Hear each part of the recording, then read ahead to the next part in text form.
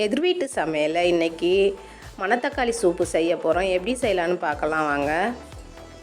மணத்தக்காளி ஒரு கட்டு நான் எடுத்து வச்சுருக்கேன் வாஷ் பண்ணி. பெரிய வெங்காயம், வரமிளகா, கடுகு, சோம்பு, பாசி பருப்பு, பூண்டு, வெங்காயம், தக்காளி, பச்சை மிளகாய், சோம்பு, தேங்காய் சோம்பை அரைச்சிக்கலாம்.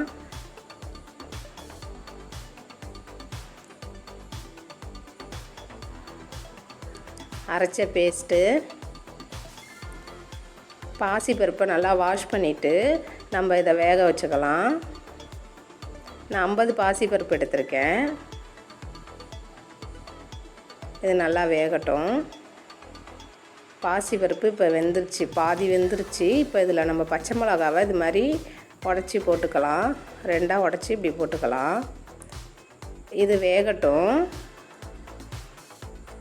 பூண்டு நான் ஒரு 10-15 பல் குட்டி குட்டி பூண்டாக எடுத்திருக்கேன். அதை நல்லா நச்சு அதில் போட்டுடலாம். இந்த மாதிரி நச்சு எடுத்துக்கலாம். இதையும் அந்த பாசி பருப்பில் நம்ம வேக போட்டுடலாம். அதே மாதிரி சின்ன வெங்காயம் நான் ஒரு 10-15 பல் எடுத்து உரித்து வச்சுருக்கேன். அதையும் அதை போட்டு நச்சு எடுத்துக்கலாம். இந்த மாதிரி நச்சு அதையும் நம்ம அந்த பருப்பில் போட்டுக்கலாம். நல்லா வேகட்டும். தக்காளி 2 கட் பண்ணி வச்சுருந்தேன், அதையும் நம்ம அதில் போட்டுக்கலாம். இப்போ இது எல்லாம் நல்லா வேகட்டும்.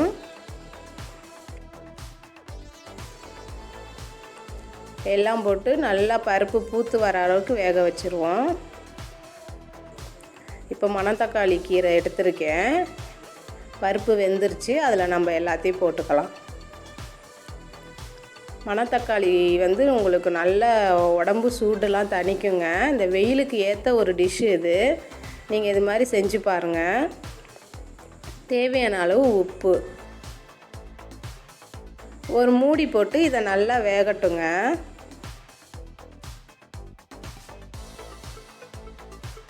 ஒரு மூடி போட்டு வச்சிடலாம். நல்லா வெந்துருச்சு பாருங்கள்.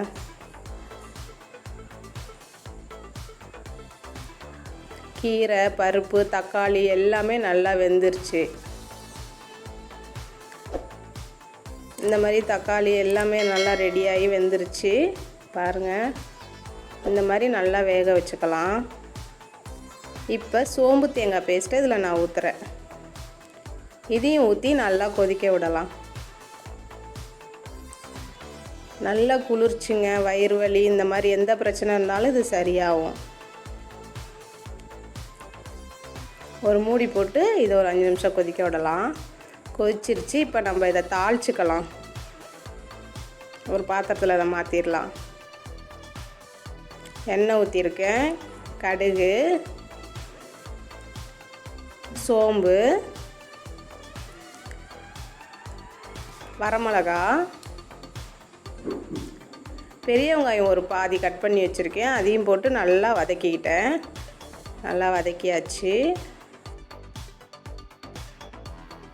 இந்த கீரை தண்ணியெல்லாம் அதில் ஊற்றிடலாம். இது ஒரு கொதி வரட்டும். கொதி வந்துருச்சு.